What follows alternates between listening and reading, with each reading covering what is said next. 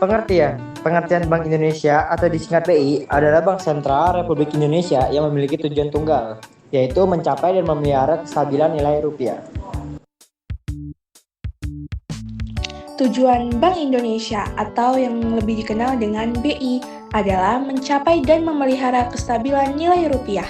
Kestabilan ini mencakup dua hal, yaitu kestabilan terhadap harga barang dan jasa atau inflasi, serta kestabilan terhadap mata uang asing atau nilai tukar rupiah.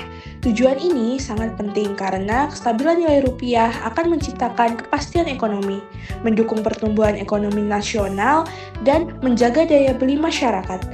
Bank Indonesia menjalankan peran ini melalui kebijakan moneter, pengaturan sistem pembayaran, dan upaya menjaga stabilitas sistem keuangan. Semua ini dilakukan agar perekonomian Indonesia dapat berkembang secara sehat, berkelanjutan, dan merata.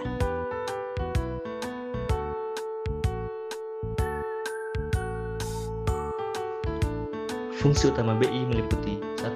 Menetapkan dan melaksanakan kebijakan moneter, contohnya mengatur suku bunga, operasi pasar terbuka, dan sebagainya. 2. Mengatur dan menjaga kelancaran sistem pembayaran, contohnya mengawasi sistem transfer antar bank dan transaksi digital. 3. Menjaga stabilitas sistem keuangan, contohnya mengawasi dan mencegah krisis keuangan.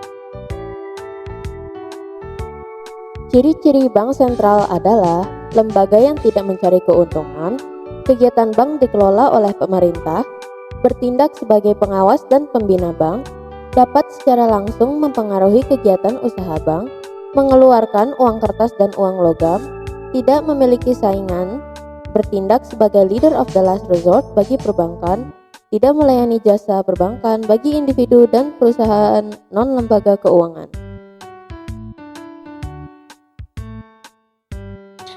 Sejarah Bank Indonesia, Dejavansebang, didirikan pada tanggal 24 Januari 1828 oleh pemerintah kolonial Belanda dan berfungsi sebagai bank sirkulasi dan bank komersial. Setelah kemerdekaan Indonesia pada tahun 1945, Dejavansebang tetap beroperasi karena Indonesia sendiri belum memiliki bank sentral sendiri. Selanjutnya, nasionalisasi Dejavansebang pada tahun 1951 sampai 1953. Pemerintah Indonesia memutuskan untuk mengambil alih kendali perbankan. Pada 6 Juli 1951, Dejavansebang dinasionalisasikan melalui Undang-Undang Nomor 24 Tahun 1951. Proses ini berlangsung hingga 1 Juli 1953, saat Bank Indonesia resmi berdiri sebagai bank sentral yang menggantikan Dejavansebang. Selanjutnya, Bank Indonesia sebagai bank sentral dan bank umum. Pada tahun 1953 sampai 1968, Bank Indonesia menjalankan dua fungsi sekaligus, yaitu sebagai bank sentral dan bank umum komersial. Perannya saat itu belum sepenuhnya fokus pada stabilitas moneter. Selanjutnya, Bank Indonesia fokus sebagai bank sentral pada tahun 1968 dan sebagai bank umum dicabut lewat Undang-Undang Nomor 13 Tahun 1968, sehingga Bank Indonesia fokus murni sebagai bank sentral. Selanjutnya, Bank Indonesia menjadi lembaga independen pada tahun 1999 pada masa reformasi dan diterbitkan pada Undang-Undang Nomor 23 Tahun 1999 yang menyatakan bahwa Bank Indonesia adalah lembaga independen dan tidak dapat diperintah pemerintah atau pihak lain yang tugas utamanya adalah untuk menjaga stabilitas nilai rupiah. Selanjutnya adalah penguatan fungsi dan peran Bank Indonesia yang terjadi dari 2004 hingga sekarang. Penguatan peran BI, stabilitas moneter. BI mengatur kebijakan moneter seperti suku bunga untuk menjaga stabilitas harga dan inflasi. Kedua, sistem pembayaran. BI memastikan kelancaran sistem pembayaran termasuk transaksi digital untuk mendukung kegiatan ekonomi. Ketiga, stabilitas keuangan. BI mengawasi perbankan dan lembaga keuangan lainnya untuk mencegah krisis keuangan dan menjaga stabilitas sistem. Inklusi keuangan. BI mendorong akses dan literasi keuangan serta meningkatkan akses pembiayaan untuk masyarakat luas. Perlindungan konsumen. BI melindungi kepentingan konsumen dalam sektor jasa keuangan, termasuk perbankan dan sistem pembayaran. Keuangan berkelanjutan. BI mendorong investasi yang berkelanjutan dan bertanggung jawab terhadap lingkungan. Peran BI dalam beberapa bidang. Yang pertama adalah di bidang perbankan.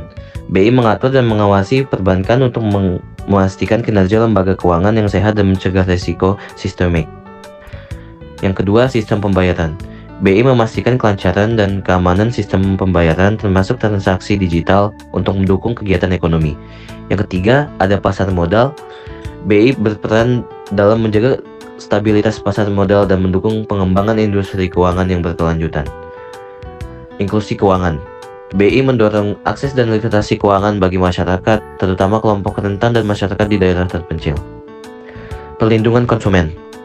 BI atau Bank Indonesia melindungi kepentingan konsumen dalam sektor jasa keuangan termasuk perbankan dan sistem pembayaran. Yang terakhir ada keuangan berkelanjutan. BI mendorong investasi yang berkelanjutan dan bertanggung jawab terhadap lingkungan.